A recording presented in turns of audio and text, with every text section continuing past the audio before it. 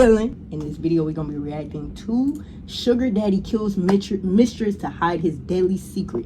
Stay awake, crime and psychology. Let's get straight into it. Yeah, let's do it.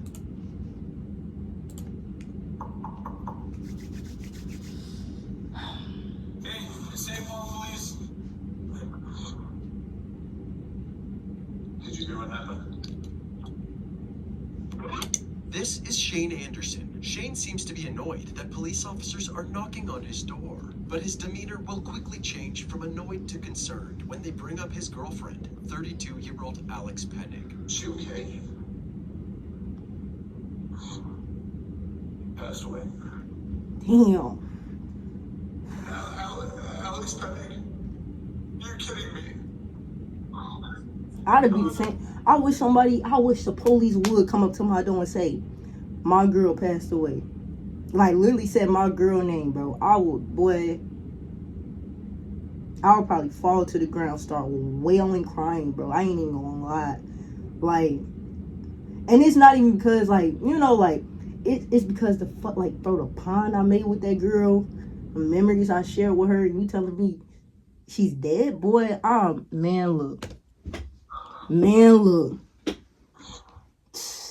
Just hours before this interaction, at exactly 2:53 a.m., the St. Paul Police Department received an emotional 911 call. The caller reported that Alex had been shot in the head and was now bleeding out on her bathroom floor. Police dispatch notified all units of the shooting. Several officers, firefighters, and EMTs rushed to 260 5th Street East. They arrived within minutes, but had to wait at the entrance of the building until somebody could unlock the door. The caller, 44-year-old Matthew Ecker, let them inside. He was still on the phone with 911. As they took the elevator to the second floor, Matthew started having a panic attack. Prepared for the worst, law enforcement made their way down the hall. They then entered the apartment, and on their right side, a bathroom door was open. Alex was inside, lying on her back in a pool of blood. She had a gunshot wound to her left temple, and beside her, they found a handgun. One of the first responders picked up the gun and placed it on the bathroom counter. They then checked for any signs of life, but it was clear that Alex was dead. Okay, so who is this then? Because her boyfriend was just the first dude. Who is this? Is this her sugar daddy? This got to be the sugar daddy. You gotta keep breathing. You gotta keep breathing. I know it's shocked. I know it's hard. Naturally, the officers had plenty of questions for Matthew. Yeah, But they started off with some basic information. This is your partner. Yes, sir. Oh. First time we met, is it Matthew? And what's your last name? What's your name? Were you guys arguing or something? No. Matthew was struggling to explain exactly what happened, so the officers asked him to start at the beginning of the day when Right. he and Alex first spoke. He told them that he lives 3 hours away in Fergus Falls, where he works as a nurse practitioner for Lake Region Healthcare. So what the hell is you doing all the way over here? What the fuck? 9 a.m. While he was driving to his shift, Alex called his cell phone. She called me.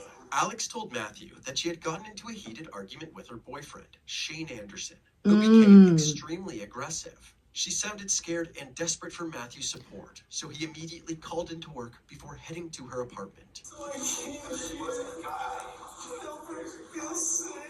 He brought a registered firearm in his backpack in case Shane showed back up and became violent. Because I was worried that her boyfriend would call me. Matthew arrived at Alex's apartment at around 2 p.m., 3 hours after she called him.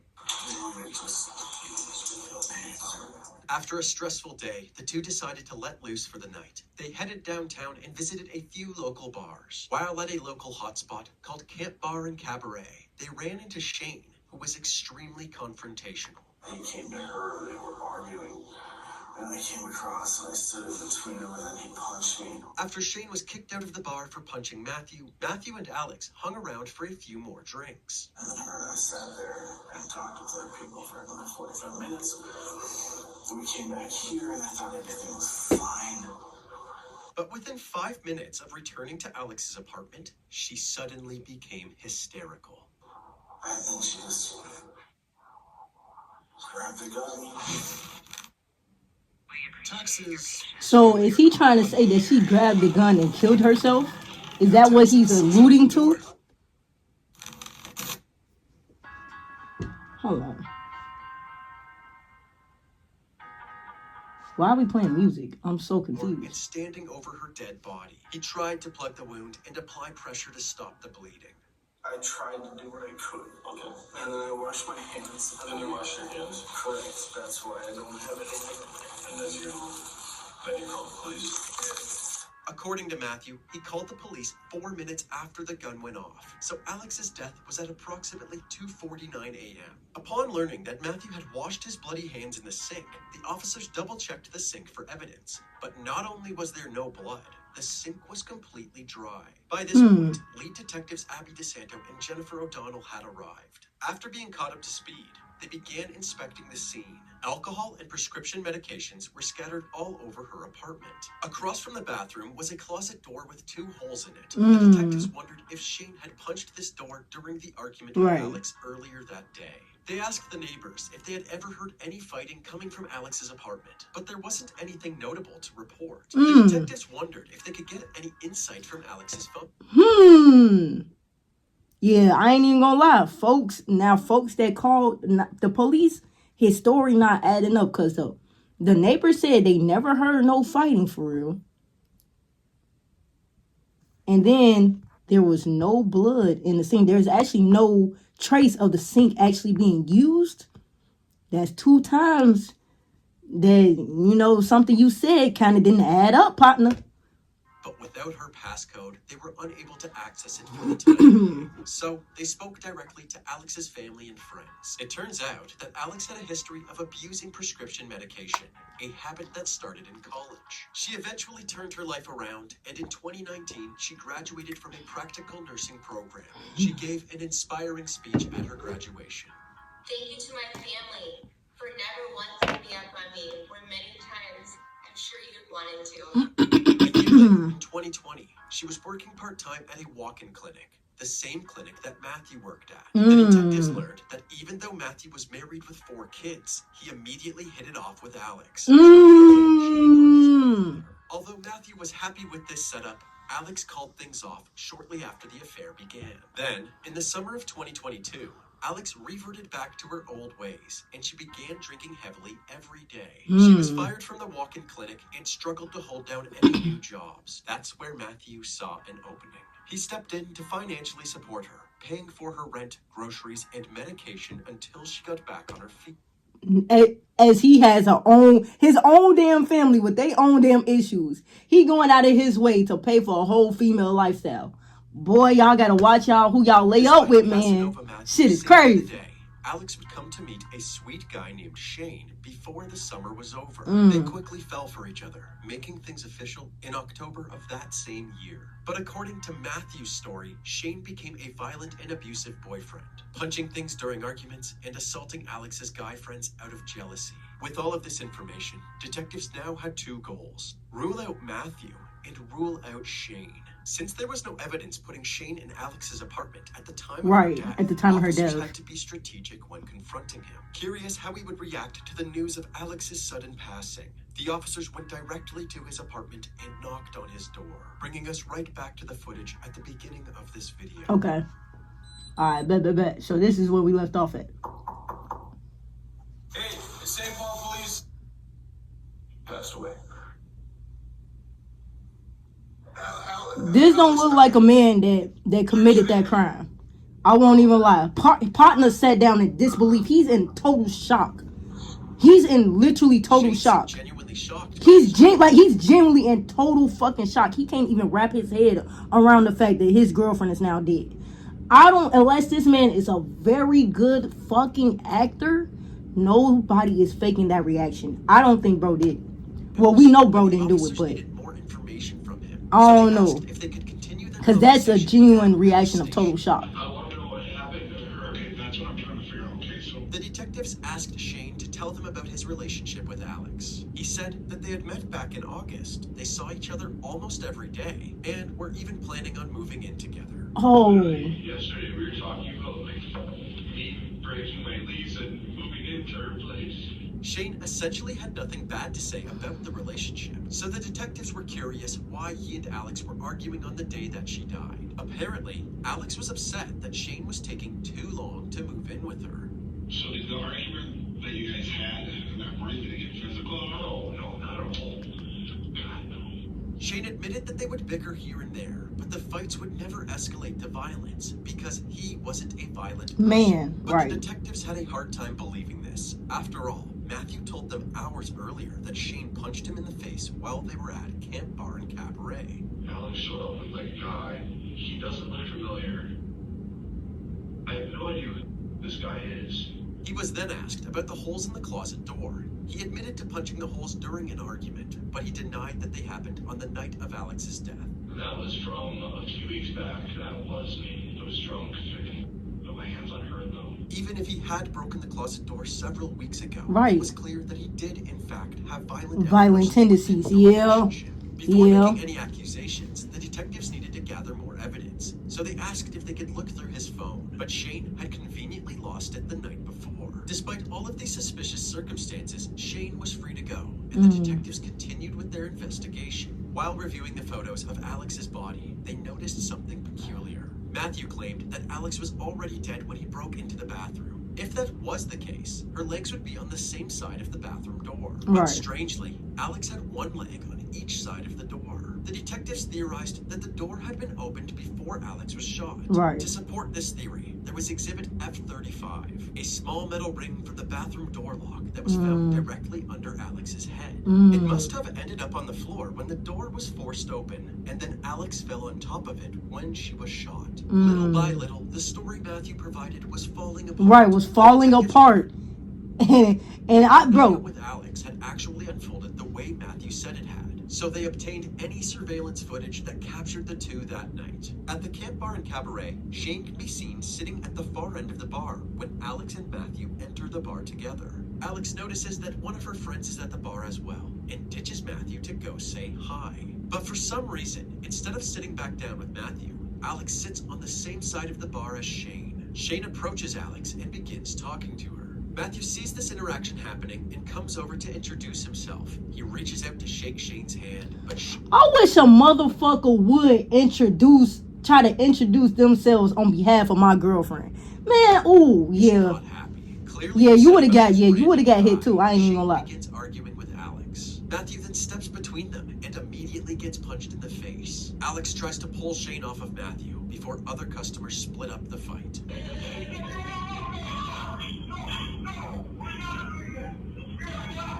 Shane is promptly kicked out of the bar. Not wanting this fiasco to ruin their night, Matthew and Alex decide to hang out for another 45 minutes. After having several drinks, the two stumbled out of the bar and headed back towards Alex's place. After a 12-minute walk, they enter the apartment building at 2:08 a.m. Nothing seems out of the ordinary. 19 minutes later, they can be seen exiting the building together, leaving the camera's view for a few minutes. Alex then re-enters the building alone. Her body language indicates that she is losing her patience while waiting for Matthew. She begins messaging somebody, but it's unclear who. Matthew returns at 2:33 a.m., and Alex appears visibly angry with him.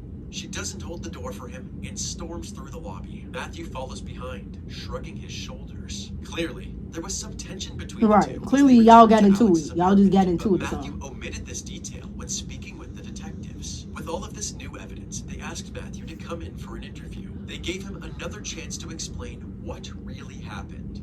Laughing. Oh, yeah. It was fine. You guys were arguing or anything? There's a little fight too?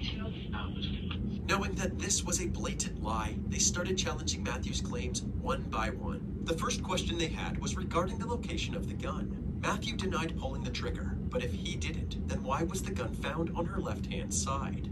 She's not so weird. Since Alex's left hand was her non-dominant hand, the detectives found Matthew's story very difficult to believe. They then questioned him about the sink. He claimed that he washed the blood off of his hands before immediately calling 911, but the evidence didn't corroborate his story. Right, and then you called the police right away? Yeah, I've been calling the police, yeah. So, when you get blood all over your hands and then you go into the sink, you pour the handle to the sink, right? There should be blood on the handle. There's no blood on the handle.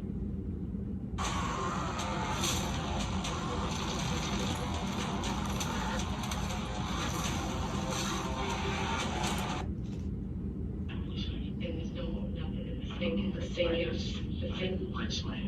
sink's dry. Right, the sink was never used. Hey, his story is falling apart. It's crumbling in like real time, twin. So I washed my hands in the sink. He trying to stick with it. At least he not switching up his story. At least he not being like, you know what, I didn't wash my hands. Because then that would have been like, okay, now you're lying. At least he's sticking to his fucking story, bro. At 2:57 a.m., just 4 minutes after Matthew said he placed the 911 call. If he really had washed his hands in the sink, right, he must have waited an extended period of time for the sink to dry up before calling the police. Right. Or Matthew didn't wash his hands at all and never got blood on his hands. Yeah, exactly. Place. Yeah. Right now, all this evidence is not bad. Right. I just want you to just think. I just want you to think about this and what you're asking me to confess to something I didn't. No, I'm not. I'm asking you just to think. Matthew was clearly overwhelmed by the evidence against him, so the detectives decided to leave him to his own devices to let things sink in. We're just gonna give you some time here just to think. We gotta grab that stuff anyway. Think about everything that we discussed with you. Matthew was given plenty of time to contemplate his next move, and by the time the detectives came back to the room, there was something he needed to get off his chest. So, the change that I have, I did take the gun and I put it in my suitcase. Matthew said he initially tried hiding the gun because he didn't want to be blamed for something he didn't do, especially because it was his gun. But realizing that this would only make him look worse, he put the gun back where he found it. I put it in the suitcase, went back, wasn't sure. Instead, went back to the suitcase, grabbed the gun, and put it back there. Why did you even move the gun in the first place? You was trying to hide it. Like, what the fuck? This shit don't even make no damn sense. Although he admitted to tampering with evidence, Matthew was adamant that he had no part in Alex's death. I did not shoot. I didn't shoot. The detectives continued to apply pressure, but Matthew stuck to his story. With no progress being made, the detectives wrapped up the interview. Matthew was escorted to a cell while his charges were being processed. 44-year-old Matthew Ecker was charged with second-degree murder in connection with the death of Alexandra Penn. Imagine you his wife seeing this. Thinking your husband probably on a business trip whole time this nigga just got charged for murder because he was with his fucking mistress. Please. That's crazy to see. Because he all... On February He's all on the fucking Matthew's trial began. The prosecution painted Matthew as a cheating husband, desperate to win over Alex because he never got over the fling they had years earlier. Not only did he spend thousands of dollars to keep her afloat during her financial struggles, he also abused his nurse practitioner privileges to get her prescriptions. In fact, all of the medications found in Alex's apartment were prescribed by Matthew. Wow. Matthew became frustrated when these attempts to reignite their romance failed. And on December 16th, after a volatile night, an argument broke out at Alex's apartment. The prosecution theorized that Alex threatened to tell Matthew's wife about the affair, so he shot her in the head to keep her quiet.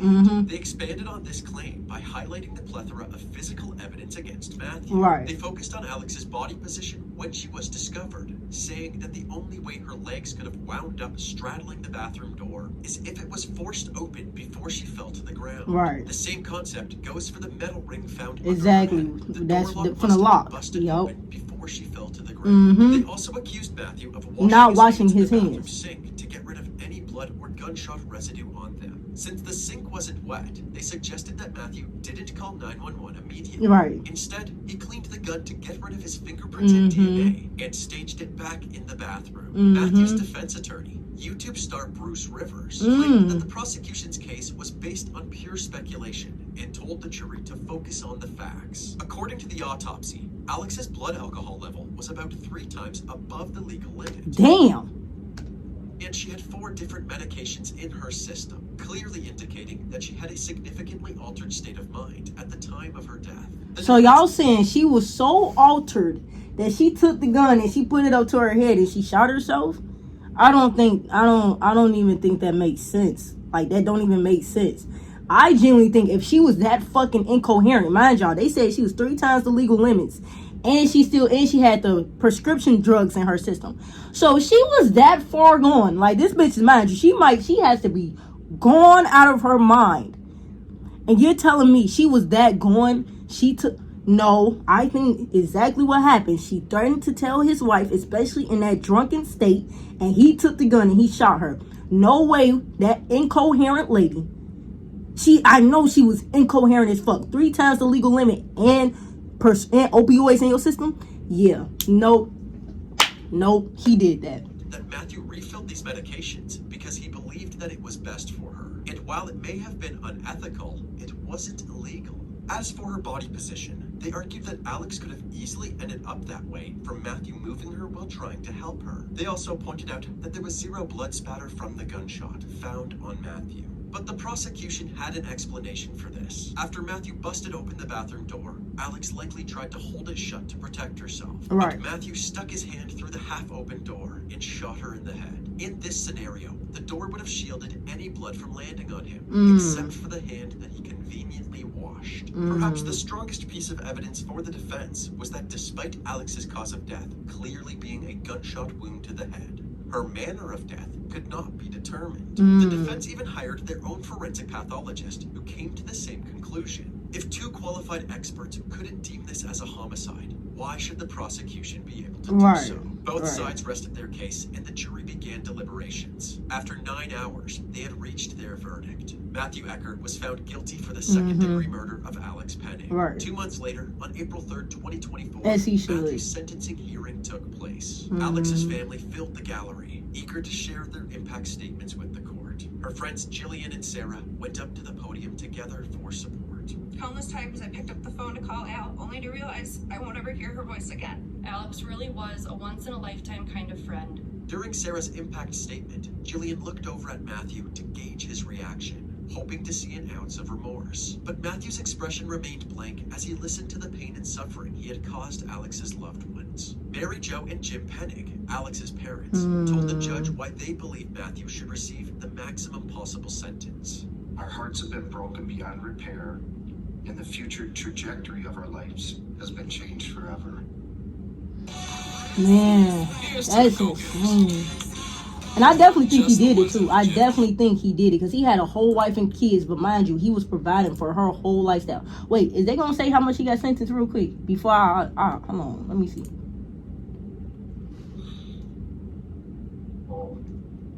Opportunity to say their piece. His mom said that Matthew had a good heart and begged the judge to give him a lesser sentence. Bitch, what? No. He has spent most of his adult life helping people. No, mama. Along with the impact statements, the judge handed down Matthew's sentence. It is the sentence of the law and the judgment of the court that you serve 360 months with the Department of Corrections. Matthew Eckert was sentenced to 30 years in prison without the possibility of parole. Damn, boy, you ain't getting out till you 70. God damn. Because he was already like 40-something. Yeah, you not getting out till you 70, partner. You might fuck around and die. To spend 3 decades in jail has to be something. Nigga, 3 decades? Fuck. Hey, man, if y'all enjoyed the video, man, y'all already know what the fuck to do, man. Like the video, subscribe to the channel, turn on post notifications. Y'all boys are new, man. I'm gonna catch y'all boys in the next one, bro. I'm out, nigga. Yeah.